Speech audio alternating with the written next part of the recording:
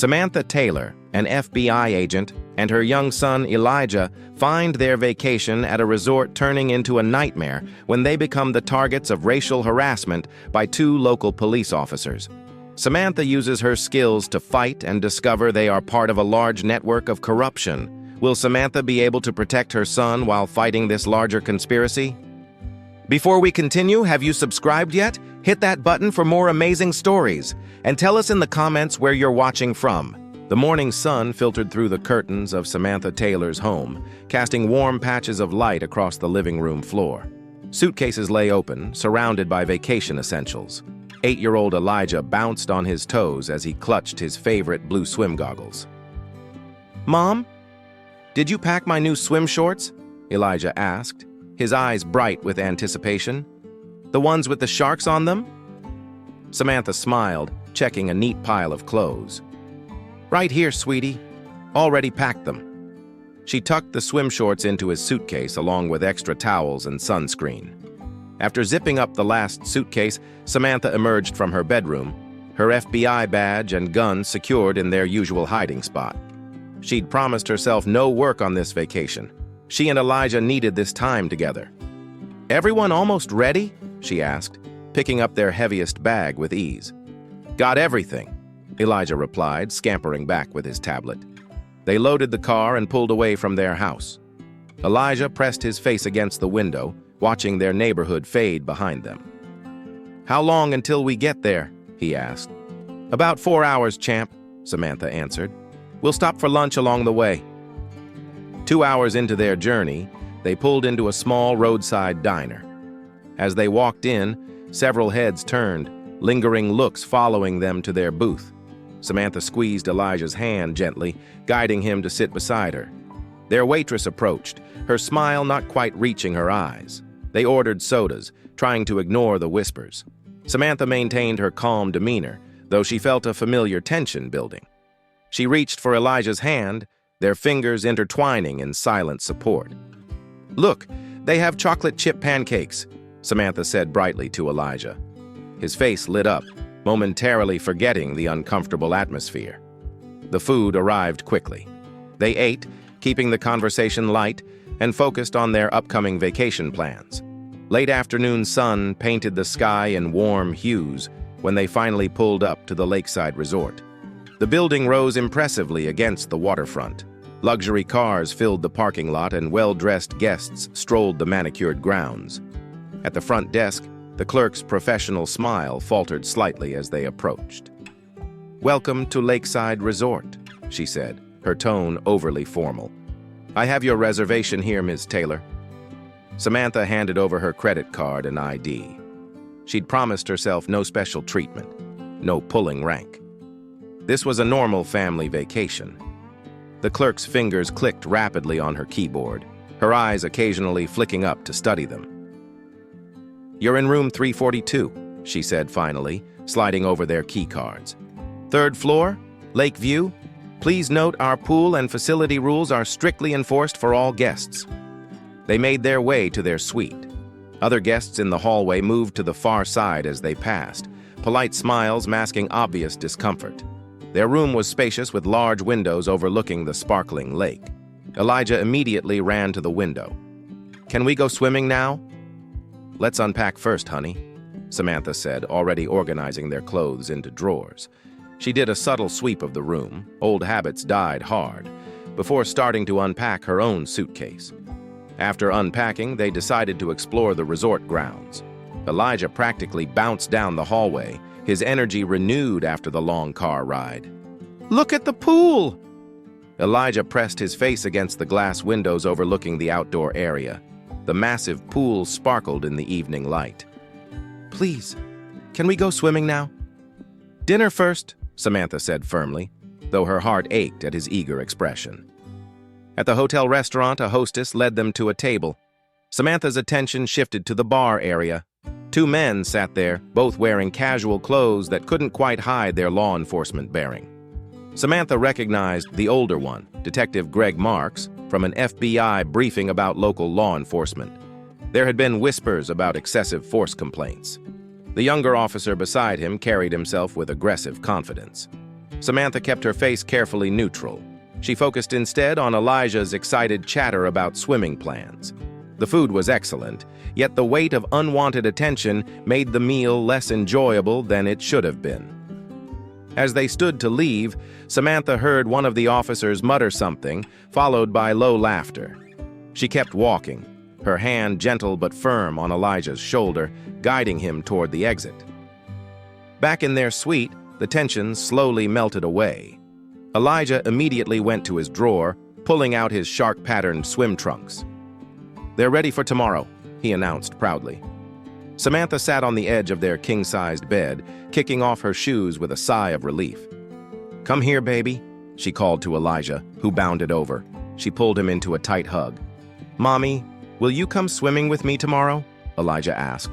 "Of course, champ. First thing after breakfast." They went through their bedtime routine. Despite the king bed and the pull-out sofa, Elijah begged to sleep in the big bed with her. "Please, it's a special vacation," he pleaded. Samantha smiled. "Just for tonight."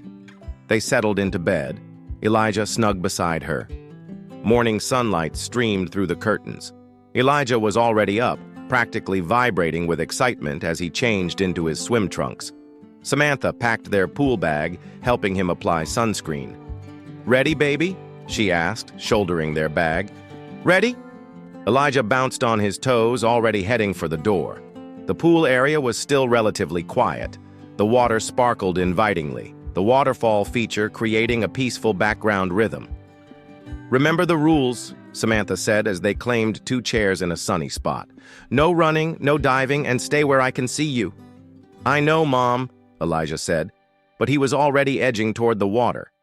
Samantha watched him ease in, his face lighting up. She settled into her chair, pulling out her book, but keeping one eye on Elijah. His joy was infectious. Several older guests smiled at his obvious delight. The peaceful morning lasted about 20 minutes before the first interruption. A young staff member approached. "Excuse me, ma'am.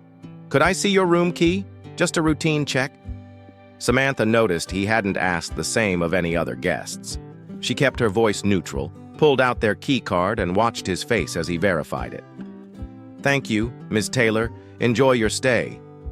He walked away, but the moment had shifted the atmosphere. That's when she noticed them.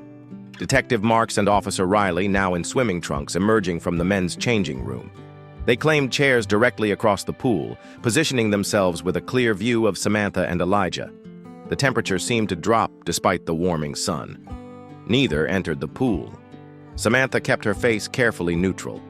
Other guests began to notice the tension. Elijah's new friend was called away by his mother, who cast an apologetic glance at Samantha.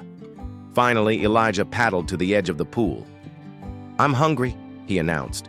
"Okay, let's dry off and—" Samantha began, but the officers were already moving. They approached with deliberate steps, Marks in the lead. Water dripped from Elijah onto the concrete as he stood close to Samantha's chair, sensing the sudden tension. "Ma'am," Mark said, his tone falsely pleasant, "we're going to need to see some identification." His voice carried across the pool area, drawing everyone's attention. "And your room key," Riley added. "Just to verify you're supposed to be here." Samantha felt her face grow hot as other guests stared. Elijah pressed against her side. "I already showed my room key to your staff member," she said evenly, "less than an hour ago." "Well, now you can show it to us," Mark said, "unless there's a problem." Samantha took a deep breath, steadying herself. "I have both right here," she said, reaching for her bag while keeping Elijah close. Her fingers trembled slightly as she pulled out her ID and room key. Marks snatched them from her hand, examining them with exaggerated scrutiny. "These could be fake," he declared loud enough for everyone to hear. "They're not fake," Samantha said firmly. "Listen here," Riley cut in, stepping closer. "This place is for whites. We've had enough of your kind causing trouble." Gasps rippled through the gathering crowd. Several guests had their phones out, recording the confrontation. Elijah pressed closer to Samantha, his wet body shaking against her side. "My kind?" Samantha's voice rose slightly. "We are paying guests just like everyone else here." Marks's hand shot out, grabbing Samantha's arm roughly. "That's it. You're leaving now." "Don't touch my mom!" Elijah cried, clinging to Samantha's other arm. "Let go of me," Samantha demanded, trying to pull away. "You're hurting me!" Riley moved behind them, shoving Samantha toward the pool steps. "Move it or we'll make you move!"